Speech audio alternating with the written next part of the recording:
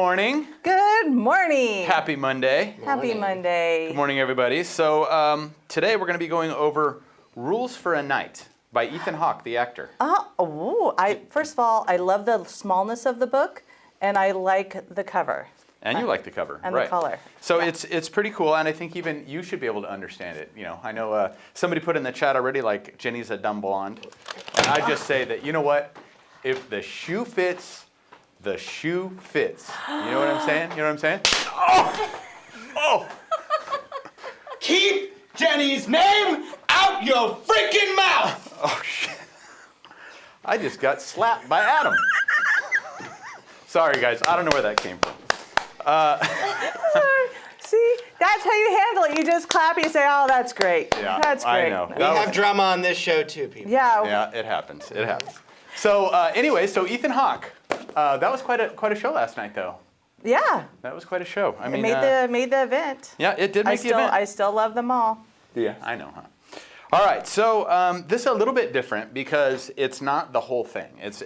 I only did half of this book, this Rules for a Night, but I wanted to give you a little bit of preface on it. You can tell me what you think. Okay. First off, it's set in the 14th century. Okay. What? Go ahead. Oh, yeah, I did not realize it was. Yeah, this was number 12 on the New York Times bestseller list too. So back in the day. Explain yourself. So basically, because I am blonde. It's 20. Oh, stop it, Adam. It's 20 basically 20 pieces of being a knight is what it is. So okay. So this guy was getting ready to go into battle. He actually served for it's a fable, right? For King Henry V as one of his soldiers, and so he was close to him. And he's getting ready to go into a battle that he thinks they probably cannot lose. So he's writing out a book of the things you need to do to be a knight to his 4 sons before he goes into battle in 1483. Okay, he's getting ready to go into a war, and so that's the kind of backbone of what this is about. It's just the cutest little book I've ever seen. Right. Basically, now it is the knight, okay, who's getting ready to go into battle, talking to his grandson. Okay. And his grandson is a squire for his grandfather, who is a knight. Okay. Okay, have I set that good up enough? Yes. So number 1 was the first and most important thing in their mind to being a knight and to living kind of like a righteous knight life is creating time alone for yourself. And I thought it was interesting because we talked about this before, but it's not the meditation thing. It's kind of seeking wisdom and clarity of mind. You know, silence is a helpful tool, is what it says. And I think everybody on the call, and I think everybody in the room, you have to seek wisdom and clarity of mind, and silence is helpful too. And only when other voices, you're not competing with the other voices, can you actually sit back and enjoy your spirit and all that sort of stuff. And how are you at sitting in quiet? Spending time alone? Yeah, that. I hear laughter to my right. You know what I did notice today? Oh. I can be by myself for 2 minutes. If I have a book or a project. Right, because yes. That's a big deal for me, though. Like, can I just sit there like this? No. Because you have to think. Assuming everyone just sits there like that? Yeah. I don't know. Isn't that what they do? I mean, can I just sit there and do nothing? No, I have to have a book or something to entertain myself. And I think, TV is like what people use too, right? To like, kind of That's like my themselves. book, yeah. But it just talks about, no, I'm not good at that. All right, is that what you wanted to hear? Are you happy now? Yes, thank you. So it says, like, if you think about your life and when you're looking back on what's important and streamlining your life, it's like looking at yourself in kind of troubled waters and looking at yourself in clear waters. Like when you're alone, you can see clearly. But if you're trying to put your thoughts together, or even if you're trying to build a plan for your business or build a plan for your life or set goals for your life or where do you want to be in 5 years, if there's other voices and other things going on, you really can't do that. So you have to have that time alone. So that was the number 1 thing, was creating time alone with yourself. And also when you are alone, the grandfather, who is a knight, told the story of 2 wolves. And one wolf was evil, kind of angry, envious, greedy, arrogant, is full of self-pity, guilt. And that's the one wolf. And the other wolf was a good wolf. And that was kind of love, hope, serenity, humility, forgiveness, truth, compassion, faith. And when you do get that time, which one do you feed? maybe that ties into what, to my thing too. Is like, which one are you feeding in those alone times? What are you thinking about? Do you think about negative things, bad things, brutal Sure. things, ugly things? Right. Or do you think about warm things, loving things, serene things, good things? So you know what? That's very interesting if you think about it that way. When you're I feel you alone, have what a do you point think to about? make. No, I guess it just depends on the Person. or the situation The that happened moment. during the day, or Yeah. it just life. Yeah, life. Ugh. Life's hard. You know what I like telling? Because I had probably 10, because Ryan was home, Trevor was home this weekend, all their friends were over at the house. So, I mean, we had a packed house of like 21-year-olds, right? And they were whining about little things here and there. And I just said to them what I always say to people, which is, if you think life's going to get easier when you get older, you're in for a treat. Yeah. Because you got the kids that get here, you've got bills, you've got house payments, you've got, and because they're kind of still at the age where they're college and this and that, and Yeah. it really does get harder. Now, what about now? Now that your kids have flown the coop and all that stuff? As you have always said, the older they get, the bigger the problem. So the bigger the heartache, really, as a parent, That's true, huh? because Well, I can't fix it. Yeah. I can't call a teacher. I can't go down to the principal's office. I cannot just write a check. for a broken window. Exactly. Yeah. Exactly. That type of thing. Yes. Knock on wood, everything's kosher right now, but Yeah. it can change in a breath. It's true though. I mean, it does. It gets harder. All right, so let's. I don't know. I'm not going to get way off on the point, but I was just going to say, like, somebody was telling me that they don't have kids, and people talk to them all the time about the fact that they don't have kids and they're older, and they say kids are overrated. No, it's we've always laughed about that. People who want other people to have kids, it's because they want you in the same turmoil and stress as you. And I think it's okay for people not to choose not to have children. Oh, There's for sure. nothing wrong with that. There's enough humans on the earth. Yeah. Yeah, what 9 point something billion. So yeah. So number one was Okay. time alone. Number two, when you think about a night, let me ask you this, Jenny. When you think about a night, what do you think of? I think of Uhtred. Do you really? That's all I Or think the of. Lost Thinking Kingdom? that- Is So that that's what when you're thinking about too? the last kingdom. That's what I think about when I'm alone. Yeah, I think about Uhtred? Uhtred. Oh, whatever. Hey, by the way, do you guys know that the writer of that book's last name was Uhtred? That's why he named the character Uhtred.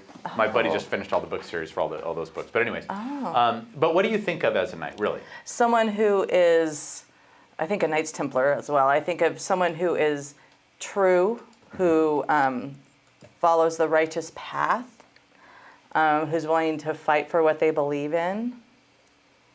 Okay. Jen, anything different on your opinion of a knight? That's pretty much sums it up. Brave. Are you Brave. guys with knights? Yes, You're both with knights? I think we both are. Okay, yeah. good. I'm with the damsels. You're with a damsel. No, I think you're both damsels. Dude.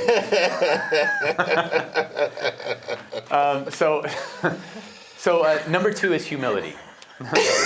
Jenny likes that one. I did. All right. We've so- been talking about humility all week on being humble, my Yeah, sister and I, and- all weekend. And that's what we're going to talk about. So never, and I like this one, and I think this is really cool. I mean, it's a thought like, and I'm going to go bring this back to my son for a minute, but not quite yet. But never announce that you're a knight. You Simply don't have behave to. as one. Exactly. Never announce that you're a knight. Behave as one. Because you're not by saying that you are, or I mean, you're not better than anyone, and no one is better than you. And never announce it. It's the way you live it. And can you think of some people in your life that live a life that you're like, that's a good dude, or that's a good lady? I mean, just flat out, 100%. And is everybody perfect? No. No. But when you think of humility, and they're not boastful, they don't brag. I mean, they're just cool, And the reason that humility is important, and I thought this was cool, like from a knight's point of view, and this goes to being a real estate agent too. It's like, can you really be a knight without a sword? No. Yeah, oh. And you can't be a knight without a sword without a blacksmith. Can you be a knight without a carpenter? No, because you can't have a house to live in, and you can't have a wagon, and you can't have wheels. And do you charge into battle alone? No. So it's basically comes down to be humble or get humbled. And we talked about this the other day with top producers. Yes. And it was on one of the Fired Up Friday calls too. We were talking about once some of the agents start making $400,000, $500,000, $600,000, how they change. And how a lot of times they become so pompous and pretentious, and their humility goes out the window. How many times have you seen that in your career? A Can you lot. think of like a handful of agents out there that have done that? I'd say ours are pretty good about not doing that. Well, I think also a lot of them went through the other, 2008 or whatever. That was a humbling period. Yeah.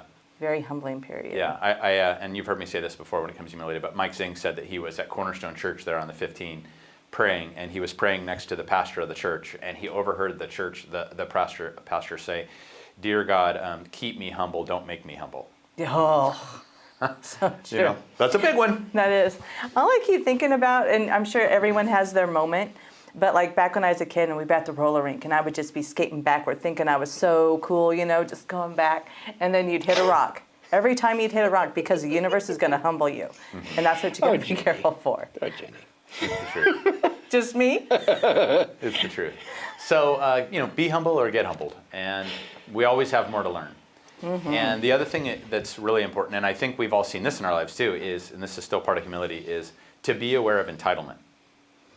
I mean, how many of our kids have we spoiled or done this or that, or have you seen that have been spoiled, where really they end up thinking they're really special when they didn't do it? I think it's a really, really big thing for everyone in their, from 18 to like 30 right now. It's so funny because sometimes, and I'm guilty of this, okay? When I got my kids their cars, they were nicer. Right there. That tells us everything we need to know. Yeah, I didn't make them get their own cars, Yeah. but by the time... And what were they?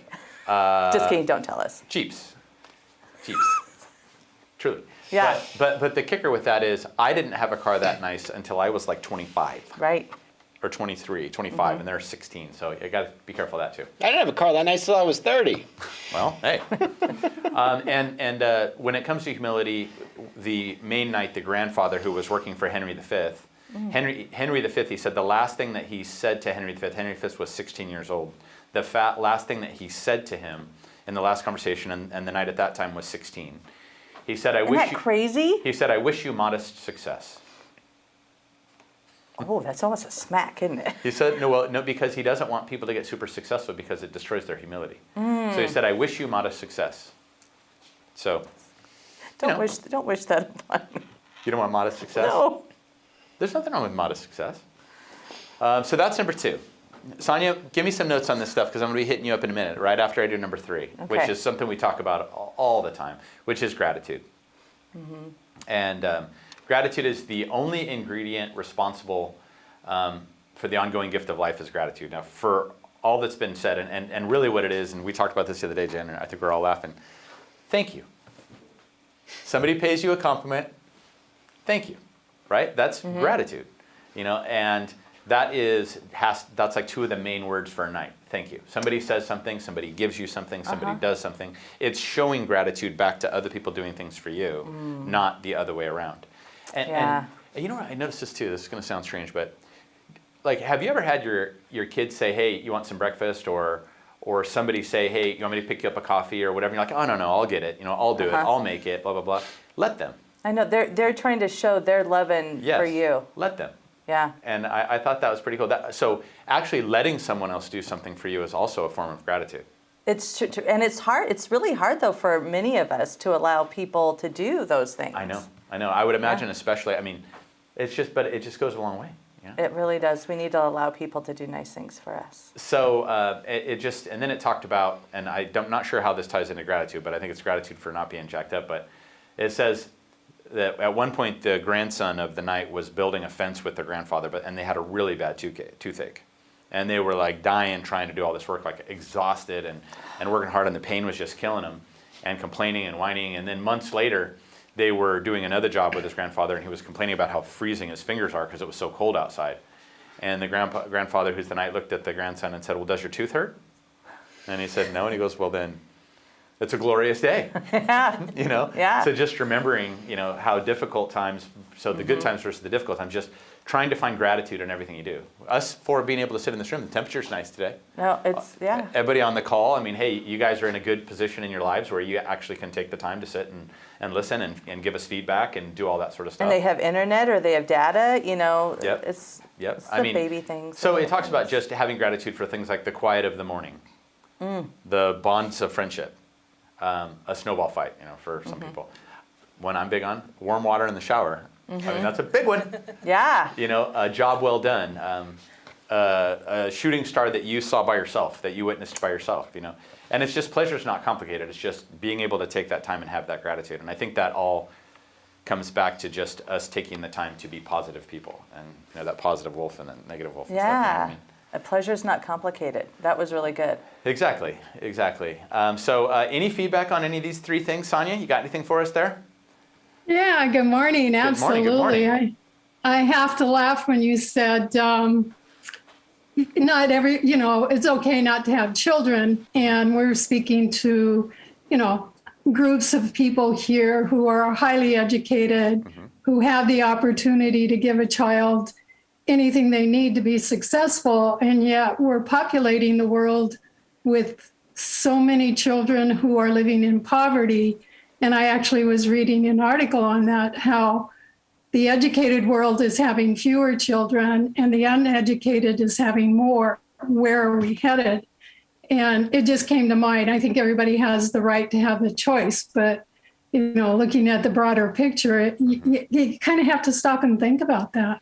I think what we can get a child. The millennials, that it is a truth. I know a lot of people in that 30-something that are all hitting like 35, 40 now that have just decided not to. And they're just enjoying life and doing good things and still making it all happen and great people. So. And thinking of adopting or fostering, that's what a lot of people in my circle are contemplating.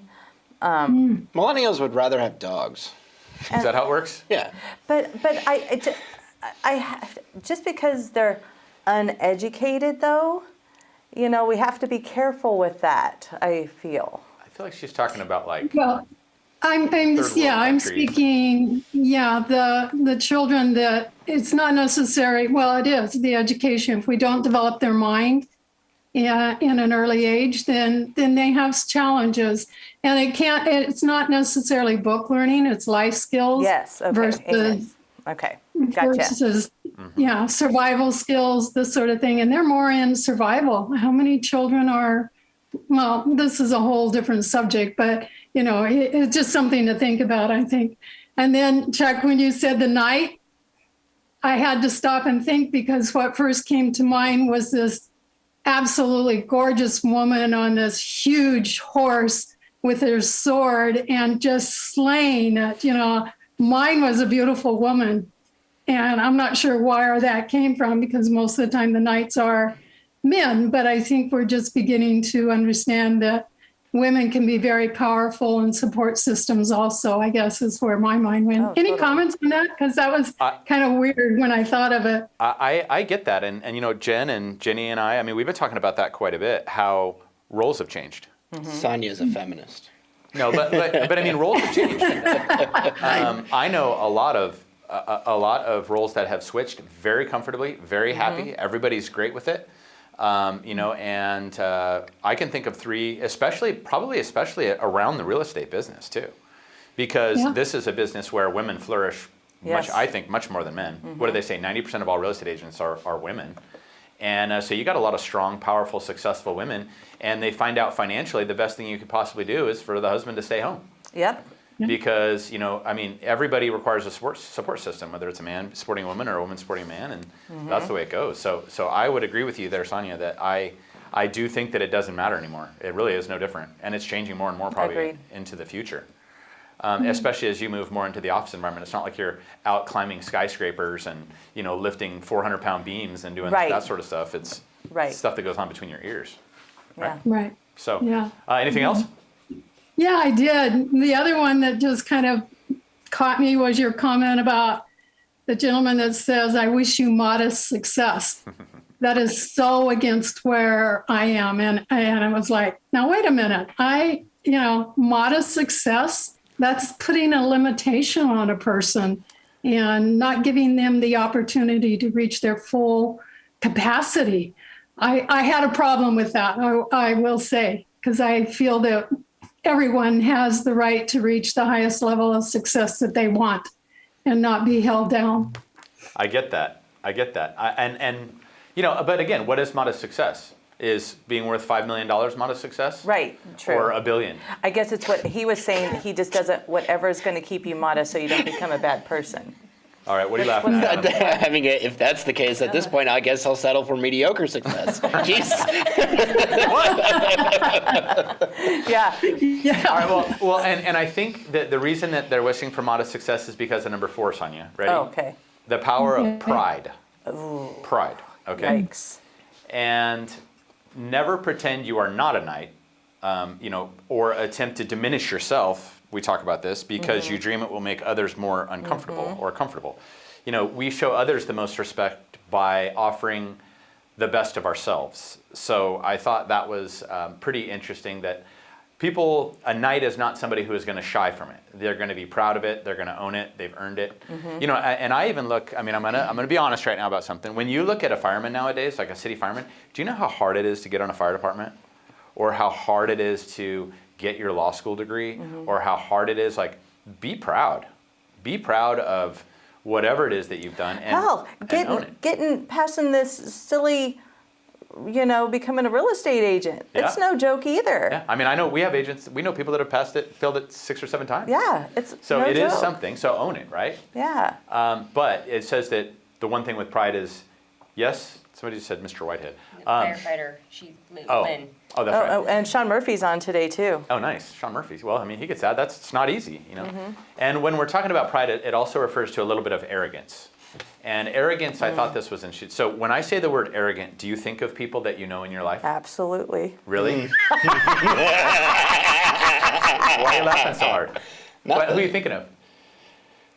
Arrogant. What? Why are you looking at me like that? What are we talking about? Are you talking about Adam?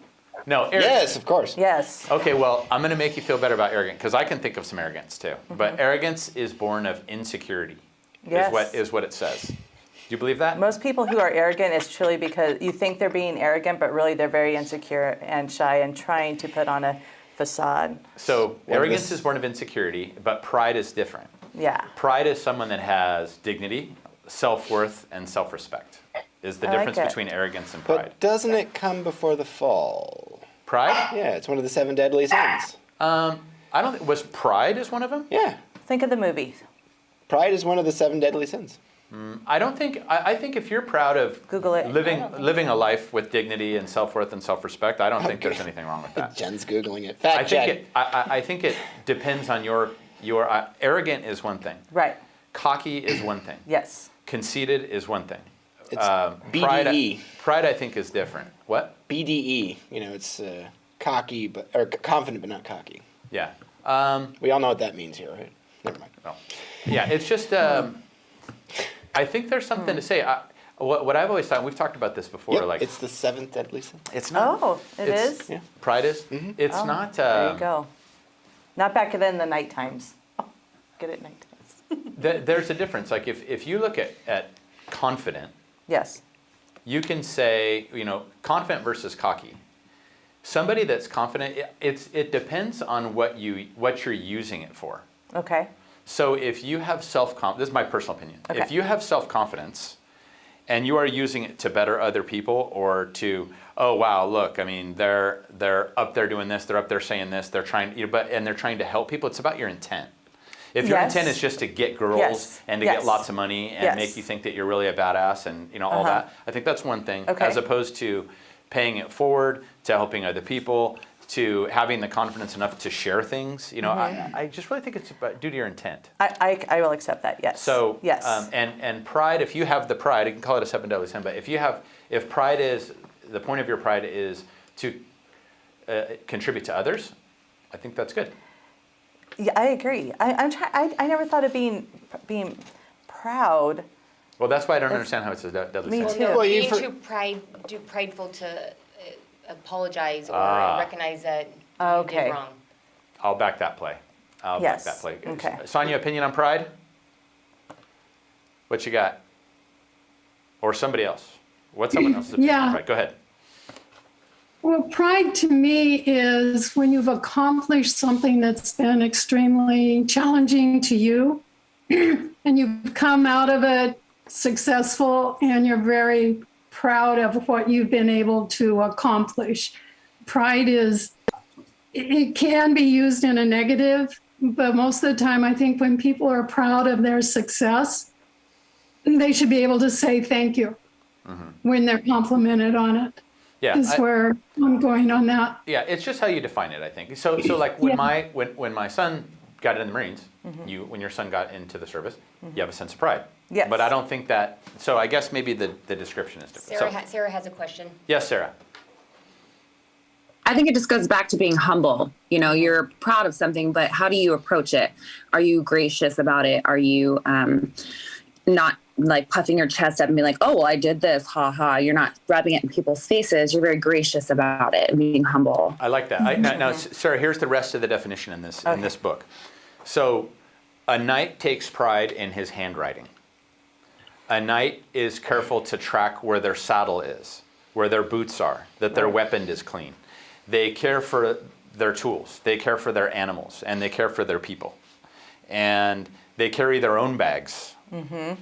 They're prompt and on time and not casual with the time of other people. Mm-hmm. You know, so it's the way the book describes pride is that. And I almost want to say it again, you know where your saddle is, know where your boots are, know where your weapon are, keep your house clean, care for your tools, care for your animals, care for your people, carry your own bags, be on time. Those are all ways, it's not just pride, but it's like, I have enough confidence to also care about other people. And one of the things that's said in the book that I really like is leaving a place cleaner than when he arrived or she arrived. Yeah. You know, I mean, I've had people come stay at my house and then they leave and I go downstairs and the bed's a freaking disaster and then you make the room. You know exactly what I'm talking about, Jen. Oh, yeah.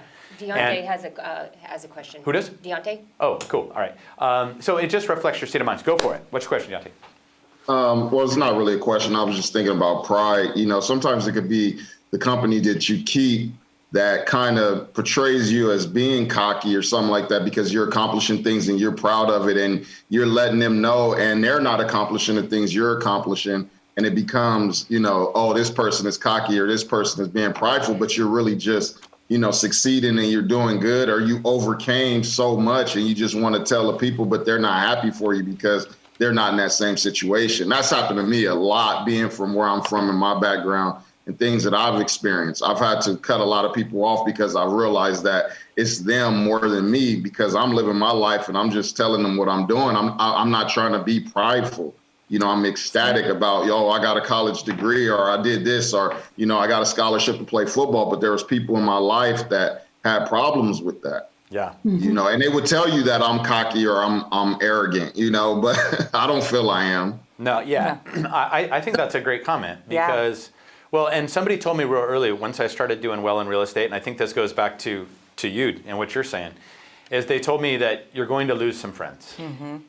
You're going to lose friends along the way, and they're going to stay where they are, or they're going to move in a different direction, or you're going to outgrow them, and that sounds like what you did. Is that right?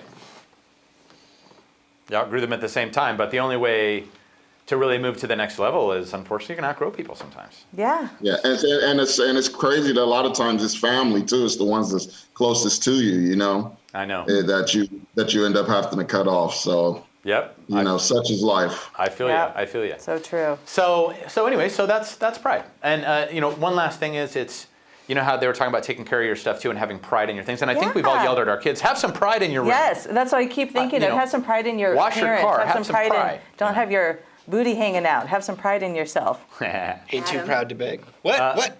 And it just talked about tracking the smallest details and taking care of business, you know, is all part of pride. It's like living your way in an upstanding, prideful way. I like it. It kind of trains your brain. So that was pride. Jessica wants to. Yes, Jessica. Sorry, I was just commenting what he was saying, because that's kind of what happened to half of my family, you know, just, oh, you're just being so, you know, cocky about everything. No, I'm just proud of myself and that's okay. So, you know, worked hard. Go around the people who want to, you know, see you succeed and it'll make a huge difference. I just, you know, it really is. And I want to encourage everybody to do this. Like when I do hear that somebody made $5 million, and it happens, you know, or a couple of my friends sold a big company that they created and they sold it for $4.5 million. And we all need to be genuinely happy for other people. Yes. And if you need to be that friend, like I have a few friends that will come up to me and say, hey Chuck, guess what I made last year? I made X, Y, and Z. And I said, oh, that is so cool. And they said, did you know, Chuck? And I said, I'm so happy for you, dude. I said, I remember when you started with nothing, you know. And they said, did you know that you're the only person I can tell this to? Because you're the only person that won't judge me and treat me like shit about that. Isn't that funny?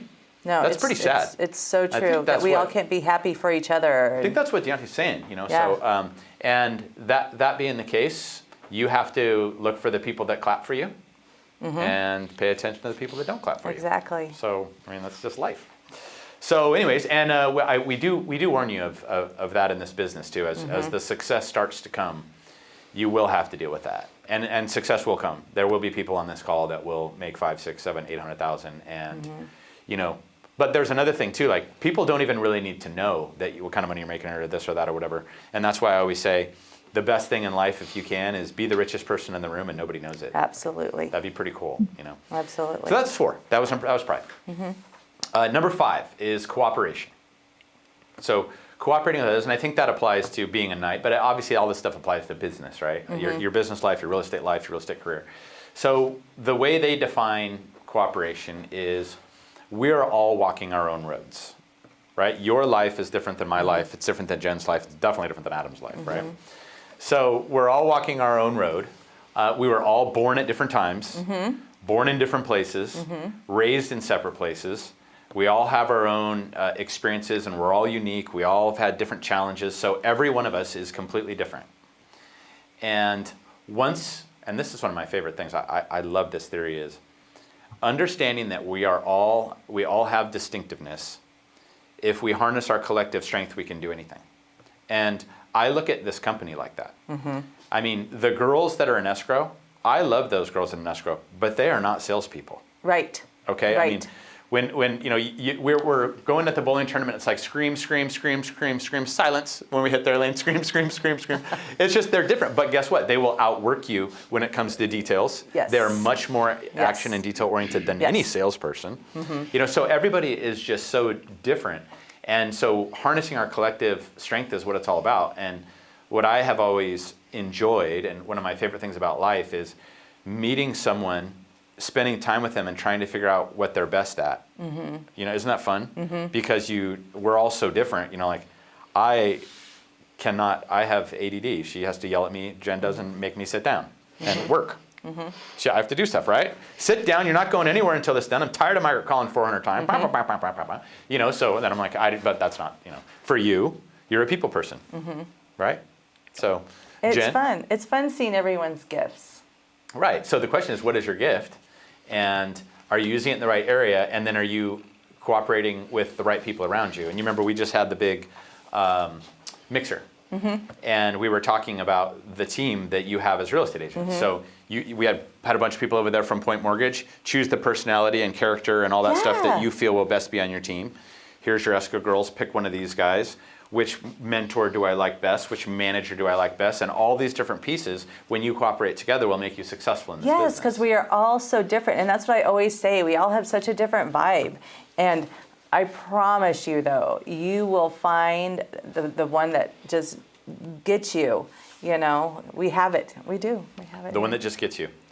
Like if your mentor or your office manager. Yeah.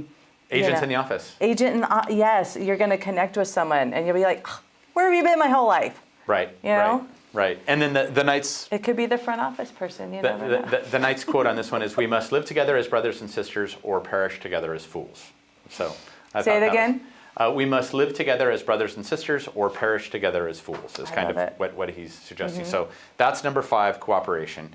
And it's not just cooperation. I think it really is, for the purposes of us in this business, it's about building and having the right team. Yeah. Jennifer Murphy could not be Jennifer Murphy without her assistant, without her buyer's agent, without Melissa at escrow, without her lenders, without her title. Same with Chris and Craig, and you know, and that also includes the person you have at home and their uniqueness and their characterizations and all those sorts of things. It complements you so that you can be the best you can be. Right. So, anyway, so that's cooperation, and the previous one was obviously pride. Any comments on those from anybody out there? Pride and cooperation? If you do, just throw something in the chat, and Jen will keep track of you.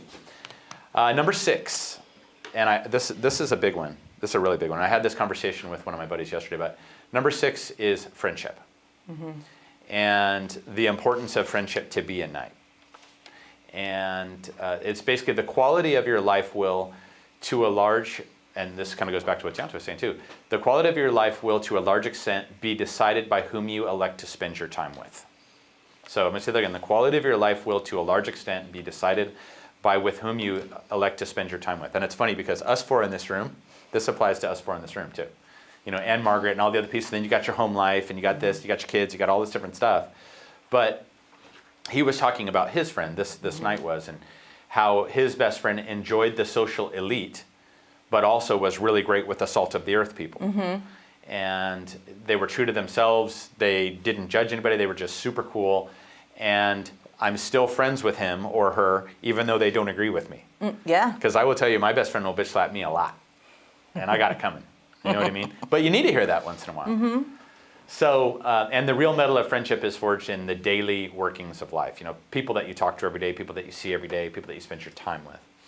And I think this goes back to, again, it's everything. It's your dad. It's you are who you hang out with. It's who's lifting you up. It's who's negative. I mean, if you've got those friends that call you to complain about everything all the time, they're out.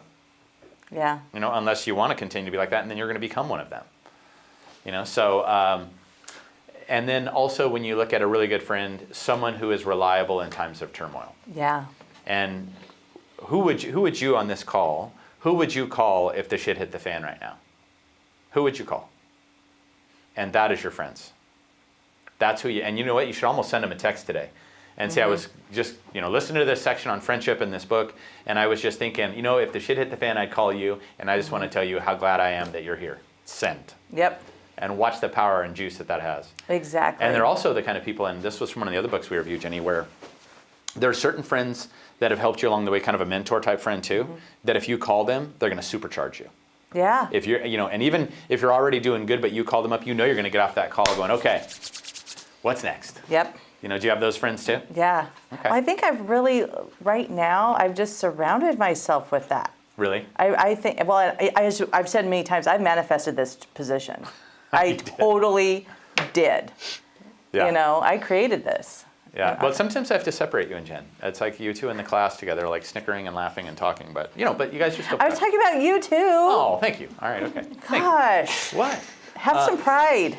Well, I appreciate this. Somebody just sent me a private text and said, if the shit hit the fan, I want you to know I would call you. Aww. That's very kind. Very nice. Thank you. Thank you. Define shit hit the fan, like you got to bury a body or. Well, I mean, if Jen called you and wanted to bury a body, Adam, would you help? Hell yeah. Would you really? Hell yeah. She'd have a good reason to have to bury a body. Yeah. She's our morality police. So of course if she had to do it. Have you seen some of the stuff she's been approving lately? Did you see my bowling shirt? Yeah. Anyways. Time and a place. All right. There's a time and a place, yes. Well, Yeah. thank you for that comment. I love that. Any other comments? Does anybody have anybody who's? Oh, let me see what else we got here on the chat. So keep your eye on the chat there, Jen. Someone who's reliable, of course, in times of turmoil, and somebody, you know, that can, when difficult times, you know who your friends are. And there are also, and I think you guys are running this in your life too, when the shit does hit in your fan in your life, people will disappear. Oh my God. So true. And like now it's been, how many years have I been divorced? Like 25. And now they start creeping back. Really? You know what I mean? You're like, It's where were you? Yeah. Yeah. Isn't that funny? Uh-huh. Yeah, I mean, and so when times are really tough, and also sometimes when times are really tough, a new batch shows up. Mm-hmm. People that you never expected. Almost to the point where they're like, you know what, they've always wanted to be, you know, in the circle with you or whatever, and all of a sudden they show up and you're like, wow. Yeah. You're so Maybe cool. though it's like how you always say, you know, we have friends for a season. Maybe it wasn't that season. They didn't have the capacity to be with us at that time or something. Yeah, it's very possible. And what she's referring to is there's three kinds of friends, I've always said. Just ask people to help you move, then you know who you're Help Nah, move. it's a true That, story. oh, that is so true. Sorry, So Adam. there's friends for a season, friends for a season, friends for a season, friends for a reason, and friends for life. Mm-hmm. And people will come and go, and they come into your life for a reason, and then they're gone. Or they'll come into life for a year or two, and then they're gone. Mm-hmm. Or some people are here from the beginning all the way to the end. I think those are the really valuable ones, you know. And I do agree that is true. And it is a bummer when some of the seasonal ones come through and then they're gone. You know what I mean? You miss them. Yeah. You know, but they were here for a reason at that particular time. So, any comment on who you surround yourself with, Sonia? Well, yeah, you know, I've always believed that your growth is affected by the people you relate to and who you bring into your circle. I also feel that life is about filtering through people, as you're saying, Chuck, how some people come into your life for a reason and that reason may be short term, but if the connection is strong, they'll stay to the end and you'll have that friendship. If you're going through challenges and they don't stay, then it's time for them to move on. I look at my friends right now and they're all over the world and I don't get to see them constantly. But when you said, who would you call? I would call New Zealand. I would call Europe to my friends over there. My friends are all over. So you don't have to see your friends, your true solid friends when you need them every day. You just know that they're there for you always. 100%. You know, Sonia, I was also thinking, and I've said this before, and I'm sorry to always repeat myself, but I do think this is important. You are not going to get everything that you need in your life from one significant other. Agreed. You are not going to be able to get everything out of one person. So like some people, when it comes to relationships or things like that, you might be talking over here. Some people, when you're talking about money and retirement, you might be talking to this girl or this guy. Sometimes when you're talking about health and fitness, you're going to talk to this person. So really filling your trough with people that are also, diverse in different things, those friends really can fill those voids of the pieces you need in your life. Some might be spiritual. Some might be, intellect. Some people, like one of my buddies calls me all the time. He just wants to talk about books he's reading, and they're very interesting, So it's just interesting how certain people fill certain parts of your life, and that no one person's going to fill them all. So any comments? And they Yes. complete you, Chuck. They complete you because they're bringing in their life to you, and you're learning from them, and you're growing from their knowledge. So it's. Yeah, I'm not sure how to say it, but when you were saying that, I was saying, I'm learning from so many of the people that I surround myself with, and that completes me and makes me a more whole person instead of a focused, one lane only type person. I still think it's cool, Sonia, what you're doing being a coach. Because if you think about it, because she coaches, 20, 25 people or something, and a lot of them are top producers and all that stuff, but it must be so cool to be able to hear what goes on in the minds of so many different people. Do you know what I mean? At a not just business, but almost an intimate level, because they're talking about things that are going on in their lives as well. And because obviously to be successful in business, you have to be successful in your, the rest of all the other pieces of your life, whether it's health or relationships or whatever. But I just think that must be so cool in terms of like growing, being a coach. Would you? Absolutely. Yeah, absolutely. I learned so much from them. But what always surprises me is when the agents all go to the same event and then we discuss it later and how individualistic each one is on what they took away from the event or what they're taking away from calls. And it's fun to zone in on their growth and how they're making it happen, which is so totally different than everybody else in the room. And it's fun, it's challenging, and I love seeing the success on it. So yes, being a coach is pretty awesome. Yeah, for sure. I mean, and you also obviously got to learn to untangle a lot of different messy knots that, everybody's brain knots are different. So it's like, but anyways, okay. So number 7 is forgiveness.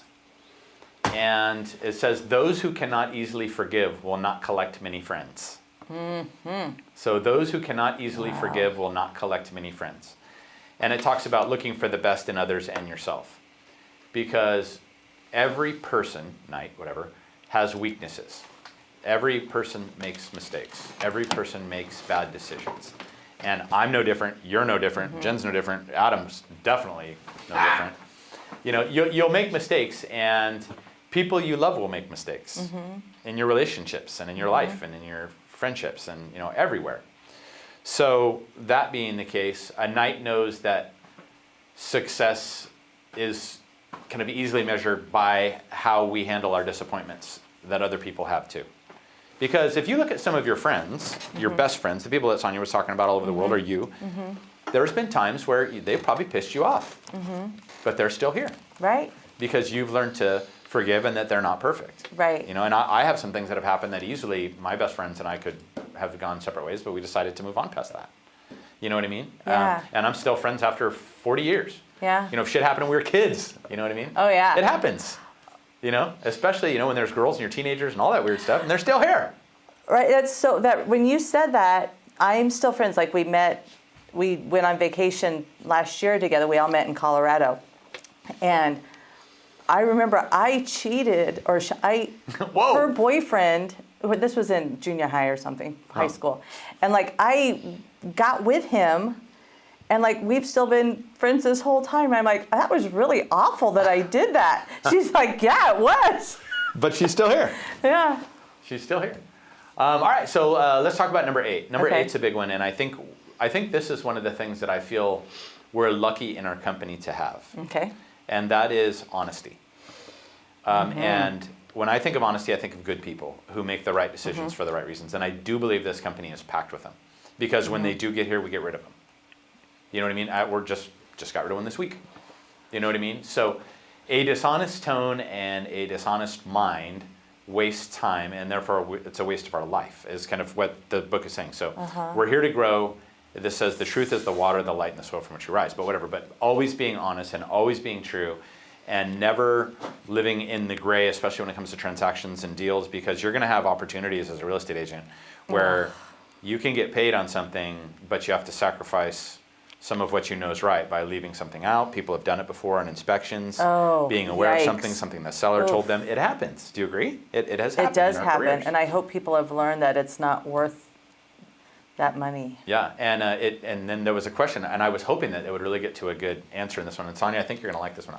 To me, this is huge, because I know of a couple people that I think in this real estate industry, I'm so sorry, I'm going to say this right now, they're dirtbags. Yeah.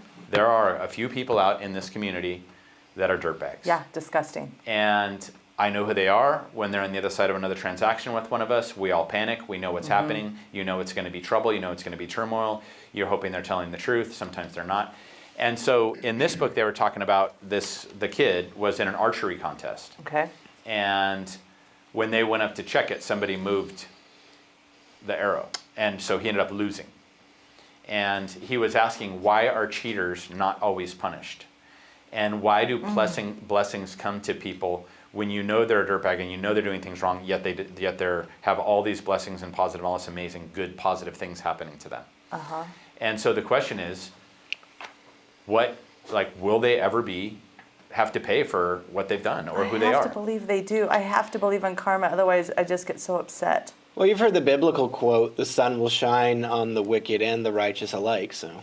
Yeah, I mean, so I thought that was interesting. And then I'm like, oh my God, and then they never explained, they never answered. I was going to say, what Damn it, Ethan Hawke. I was going to say, what did Ethan say? No, he basically just says, that the only real truth is what you live with yourself and when you're laying in bed at night. And you know if you've done something wrong or something not right, And I've had that. I've had decisions that I've laid in bed about and gone like, okay, what's the right thing to do here, But aren't there some who they don't know? Deontay wants to. Deontay, jump in, dude. Yeah. You don't. People who live like that, even if they fell off a cliff, you would never know. So usually the people who do like the worst stuff and get away with it, I mean, they're probably not living the best life, but you just would never know. Like I've known some pretty shady people in my life, and they don't have a problem with it. Like they're so, it's just completely different than how normal people live their life. So even if they like I said, they could drive a car off a cliff and you would never know they had to go to the hospital, and then they come back and they act like everything's okay. So you just never will know. Like, so you can't worry about if like somebody got their karma for doing something bad, because those people, they're so good at doing what they're doing. It's just hard to even know if they're doing bad or doing good. I like that, because I agree with that. I'm thinking of somebody specifically. Somebody that I know is ridiculously shady in business. True story. And I know them. They're out here in this valley. Okay. I know what they've done. Okay. And then I know and I mean, I don't even want to tell you some of the bad things that they've done, but they did some things that most people would be in real pain about doing, whether it was to their significant other or to whatever.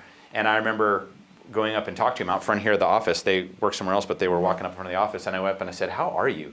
Like, are you okay? Because of like what you're going through must be brutal. And they're like, are you kidding me?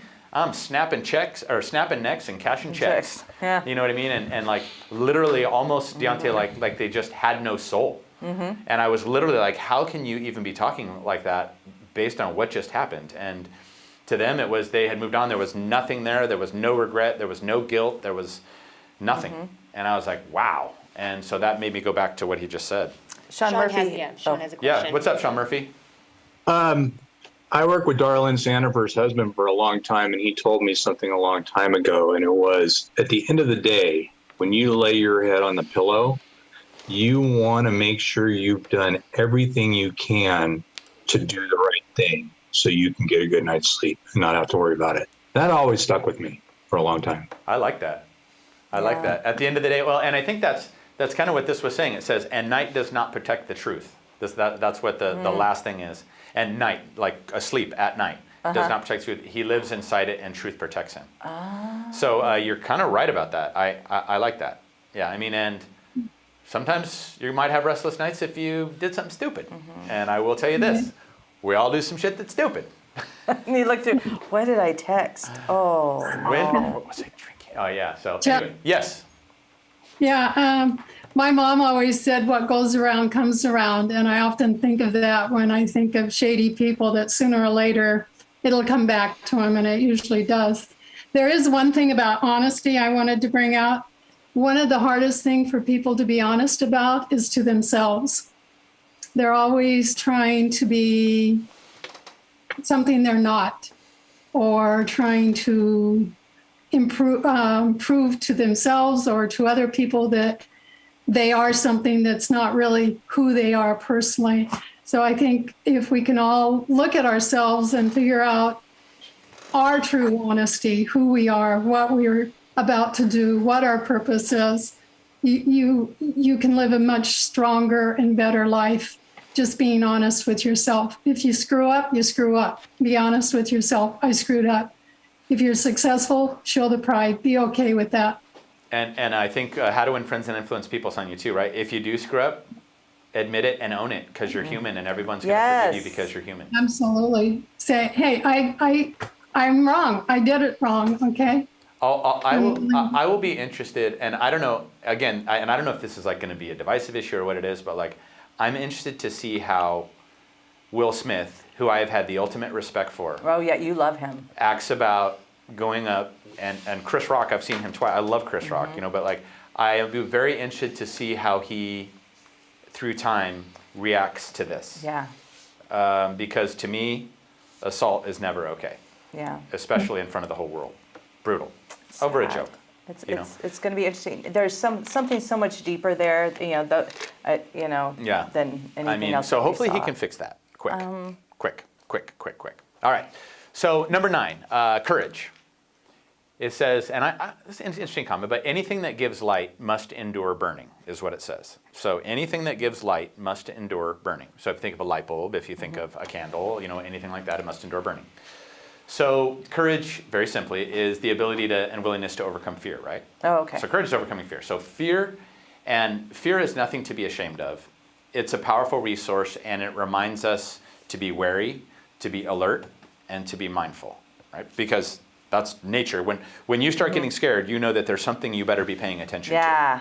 Whether it's going to put your finances at risk, whether it's going to put your family at risk, whether you're going to go down the wrong street, whether whatever that may be, whether you're driving too fast, whether somebody you're with is whatever it may be. So pay attention to the fear, but fear is the dark, and courage is the light. Is kind of what it's talks about, as things. So a story goes on, and it talks about. Defending a bridge, and this guy basically is so scared because these two guys go out, and there's a group of marauders, and these marauders are out in the 14th century, and they have to go kind of like watch a beacon, and if these marauders come this way towards the city, they're supposed to fire an arrow that's lit on fire into the sky and the smoke and all that sort of stuff to notify to bring the army, and then the job of these two is to go down and fight these guys until the militia gets there. So this 2 guys supposed to go down and fight 20, and they're scared to death.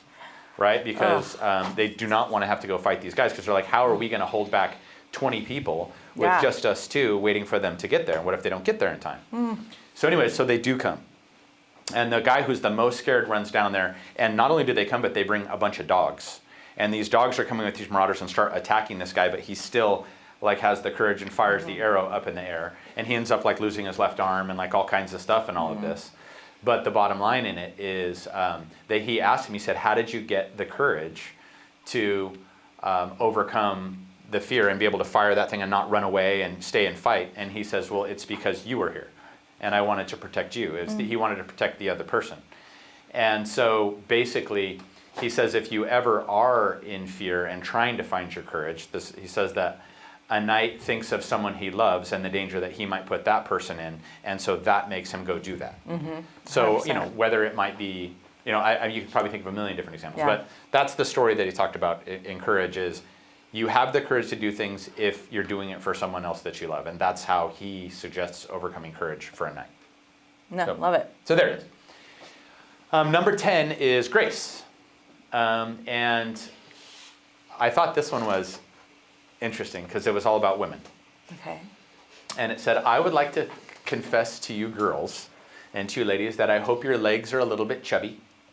I hope your nose is a touch crooked, because nothing gives a young woman permission to be weak-minded, lazy, and dull as much as being considered beautiful.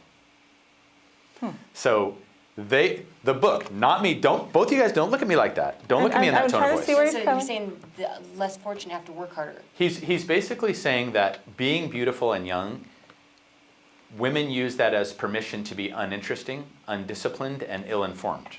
This is what he's saying. Look at, Jenny's getting mad. No, I have a thought. And, Shocking, I know.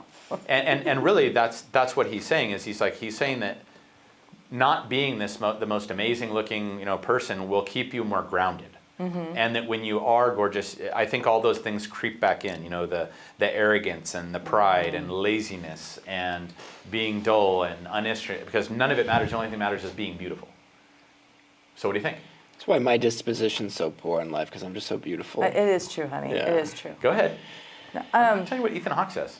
No, and it's interesting to look at who his people he was with that he says those things.